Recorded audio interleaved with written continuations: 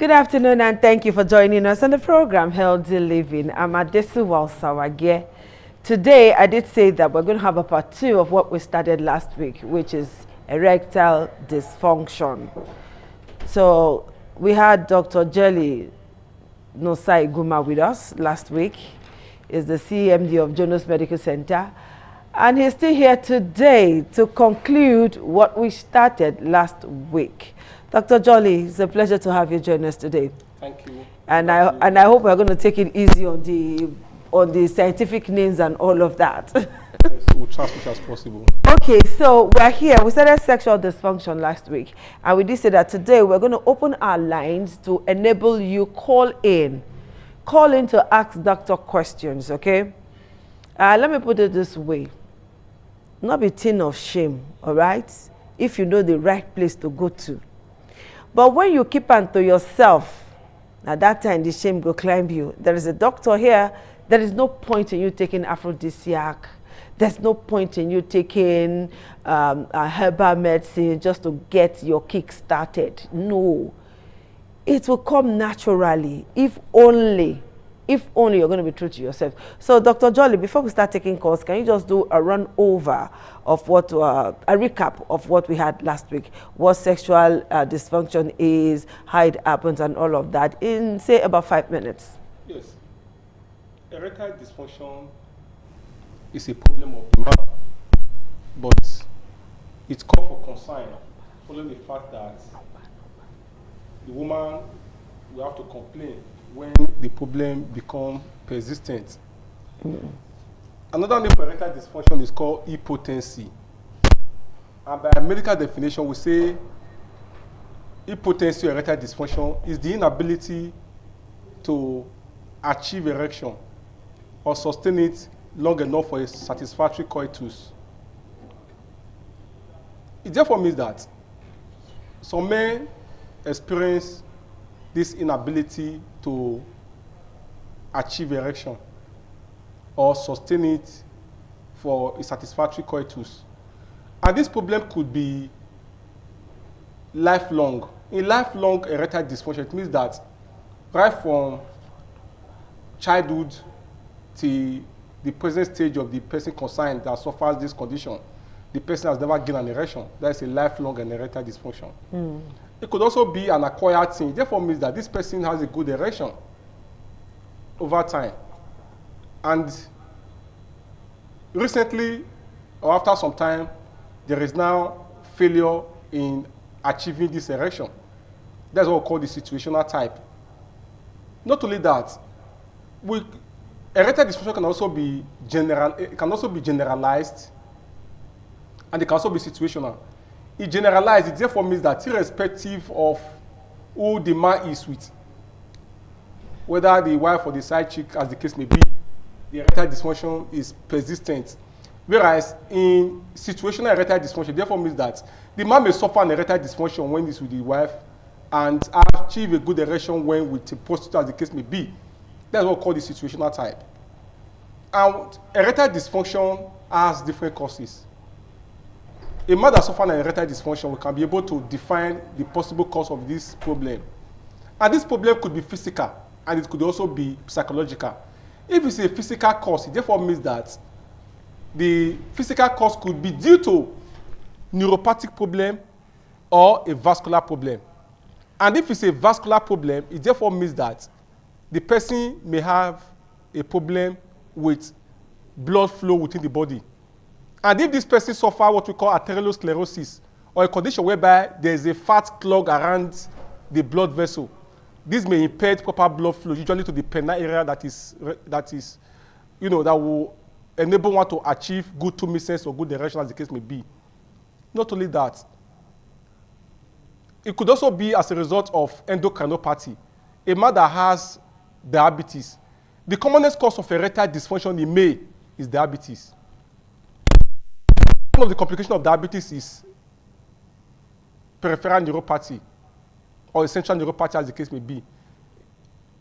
Not only that, people that have chronic kidney disease, either renal failure, such person may suffer an erectile dysfunction. having a surgery around the, perineal area. What I mean is around the area where there is where the penile is located. Surgery done there in the past or present might be what is responsible for the erectile dysfunction. Varicose, hydrocy, perineal disease, all are possible cause of erectile dysfunction. Not only that, we have also found out that an erectile dysfunction could be as a result of neurological problem, maybe multiple sclerosis, maybe transverse myelitis, or a disease of the spinal cord, or maybe amyotrophic lateral sclerosis, maybe as a result of tabet dorsalis or general paresis. All these are complications of syphilis, as the case may be. Is it just how we can break it down? Yes, what I'm trying to say is that erectile dysfunction has possible causes. Okay. And what I'm trying to explain is these are, a primary disease condition. Okay. That could cause somebody to now suffer an erectile dysfunction. Okay, Dr. Johnny, their name of disease condition. Let me pause you there now and call our numbers out. Although the numbers are right there on your screen, 080-7777-0300 is a number that you can easily remember, and call us only to talk about erectile dysfunction. All right, just call and ask the doctor a question. Don't ask questions about headache or malaria or anything. Just the topic for today's discussion is erectile dysfunction. Is there something you're suffering from? Do you know somebody who knows somebody who knows somebody like that? Because some persons will call to say, my friend, my brother. That's okay. Just ask Dr. Jolly a question on erectile dysfunction and you'll be happy. The number again is 080-7777-0300, and the number is on your screen, just in case you think I'm too fast about this. All right, doctor, let's go on as we are. Okay, there's already a call. Hello, caller. Good afternoon. Can my caller hear me? Yes, I can hear you. Okay, so tell us your name and where you're calling from. Good afternoon, doctor. Good afternoon. My name is Philip, calling you from Benin. Okay, go ahead. Last week, I was talking about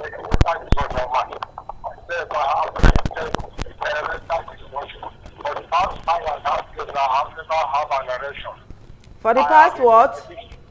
For the past 5 years now, more than. Okay, for the past 5 years. I have diabetes, I have BP, and I have cholesterol. Okay. And I'm talking to you, my leg is hurting me, peppering me. I left side of my body is not working well, I don't know why. But I just don't have. Okay, did you hear him? He said for the past 5 years now, he's not been able to have a functional erection. He's diabetic, he's hypertensive, he's got high cholesterol.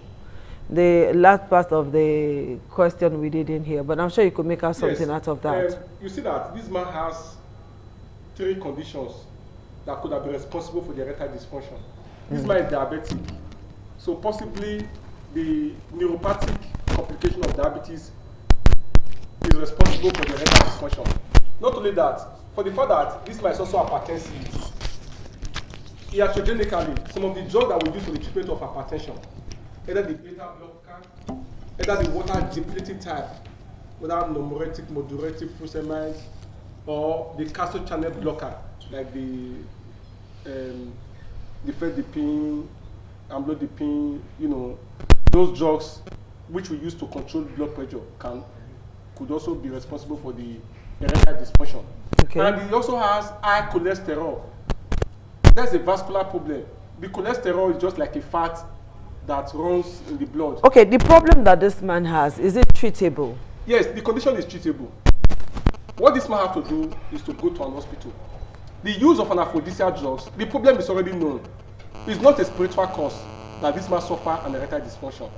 And don't forget that this man said for the past 5 years, and the man that spoke, I know this man should be more than 40. Okay. It therefore means that the problem is an acquired problem. It's not a lifelong. It's not maybe he said since he was born he has never achieved an erection. He said 5 years ago. So when he presents to an hospital, possibly, if the most incriminating cause of this erectile dysfunction is the drugs that he's taking, maybe he's taking any of those drugs. What if it's the diabetics? Yes, for the diabetes, when the diabetes is properly controlled, there are also answers that the man can be given.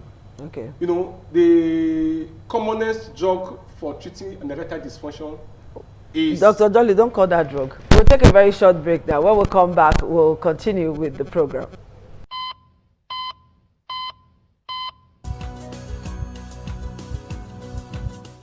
All right, thank you so much for staying tuned. The number remains 080-7777, that is 470300, and that number is on your screen. All right, do give us a call. Dr. Jolly is very much here and he wants to talk. So Dr. Jolly, a man who is diabetic can have erectile dysfunction.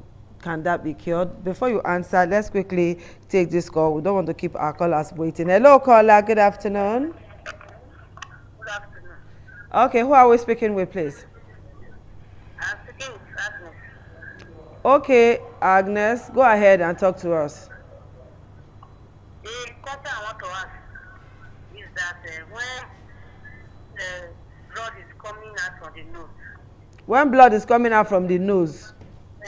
what causes that? Okay, what we're going to do for you is that we're going to consider that topic, and one of these days we'll bring a doctor to come and talk about that. But today we're talking about erectile dysfunction. Is that all right? Okay. All right, for those of you who want to join us via our social media handles, you can do that on www.itvradioNG.com/live. You can follow us on all other social media platforms, on Facebook, on X, on IG, YouTube, and TikTok at ITV Radio NG. All right, Dr. Jolly, let's see if this call is going to be talking about erectile dysfunction. Hello, caller, good afternoon. Hello, good afternoon. All right, we missed that call. Dr. Jolly, I asked a question if somebody who is diabetic and is suffering from erectile dysfunction, if that can be cured, and Yes. how long? Diabetes is the commonest cause of erectile dysfunction in older men. Okay. And diabetes, of course, will not cause permanent erectile dysfunction. Some are reversible. What it means is that if the diabetes... Some, not all now. Yes, it depends. For a man that is already 75 years and above, as the case may be, and he has been diabetic for a long time, and the erectile dysfunction has also been a prolonged thing, of course, that may not be reversible. Okay. But presentation on time is very important. It's a good key in treatment and, you know, actualizing good prognosis. What I'm trying to say is that when you are diabetic and there's a complication of erectile dysfunction, of course, it's reversible. When the sugar level is well... Okay, hello, caller. Hello. Hello, Hello, good afternoon. I'm calling from the State. What is your name, please? Favor. Okay, go ahead with your question. All right, I'm sure this caller just wanted to hear his own voice. Okay, go ahead, doctor. Yes, and when the sugar level is well controlled and some medication is also given that will, you know, increase proper blood flow to that area, of course, this man can revive back and have a good erection. Okay, let's take this call. Hello, caller, good afternoon. Good afternoon. Please tell us your name and where you're calling from. My name is Mark. I'm calling from Obido. Okay, go ahead with your question, please. One day I was listening to this radio Doswella, and they told me that if you have a shortage of the testosterone, it could also be a reason for sexual erectile dysfunction. Will that be true? There's a shortage of what? Testosterone. Okay, testosterone. Yes, that is true. When there is a hypogonadism or there is low level of testosterone, that could also be responsible for erectile dysfunction. Okay. All we just need to do, because erectile dysfunction is a problem that affects men. And I will tell you that, according to statistics, 3 out of 10 men suffer erectile dysfunction. Okay. But it's graded. You know, there are some that are situational erectile dysfunction, and there are some that are generalized. You know, and when somebody presents with an erectile dysfunction, there are laboratory investigations that have to be done. We have to do a prolactin test. We have to do gonadotropin test, which include the luteinizing hormone and the follicle-stimulating hormone. You know, there are tests we have to do to see if actually there is an hormonal aberration. And if, for any reason, there is an hormonal aberration, or maybe like, for example, there's insufficient testosterone, with testosterone replacement, this person will gain back his erectile. But unfortunately, most people will not want to go to hospital. You'll be looking for somebody who is your neighbor, you have quarreled with, and the person that is doing them. And it's also important to note, somebody that suffers an erectile dysfunction, we ask if there's a coexisting problem. Is there a loss of libido? Somebody that has a low testosterone will also have loss of libido, as the case may be. But if the libido is intact, most likely it's not as a result of testosterone insufficiency. All right, let's pick this call now. The person has been calling persistently. Hello, caller. Good afternoon. Good afternoon.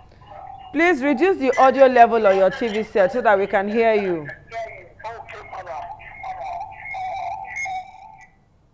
All right, tell us your name and where you're calling from. My name is Osayuki. I'm calling from Benin. Okay, the audio, you cannot be talking to us and still want to hear your own voice. So move away from where your TV set is. Okay, madam. Okay, madam. Hello, madam. Okay, go ahead. Better now. My name is Osayuki. All right, Osayuki. Go ahead with your question. Okay. 7 years, I was a drunk. So, about 2 years ago, I stopped drinking.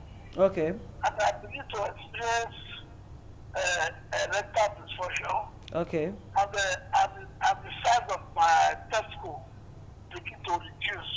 Okay. And immediately I made Uma, then a little stress that will come out from me. So that is what I've been experiencing. How old are you, please? How old are you? I'm 47. 47. You're still very young. Doctor, Are you married? Yes. And you have children? And you have children too? I have only one child. Okay, how old is the child? 30 years now. 13 years. Yes. And you are still marrying the mother? Or is another wife you are with now? So another one from that side. Okay. Another wife. He said he was drinking and he stopped about 2 years ago. Because now that you said the testis is becoming smaller, that one is another, is most likely a pathology. What I mean is that it's actually a disease condition. Yeah, go ahead and listen to the doctor. Yes, that your testis is becoming smaller is a problem. And it could be hypogonadism. It could also be a varicose. What is the hypogonadism? What is the varicocele? Somebody just mentioned testosterone. Yes. It's your testis that produces testosterone. And since it's becoming smaller, that might be responsible for the testosterone insufficiency, or no testosterone that is being produced that might be responsible for the erectile dysfunction. And the reason why I was asking whether you have a child is to see whether it has also affected your fertility.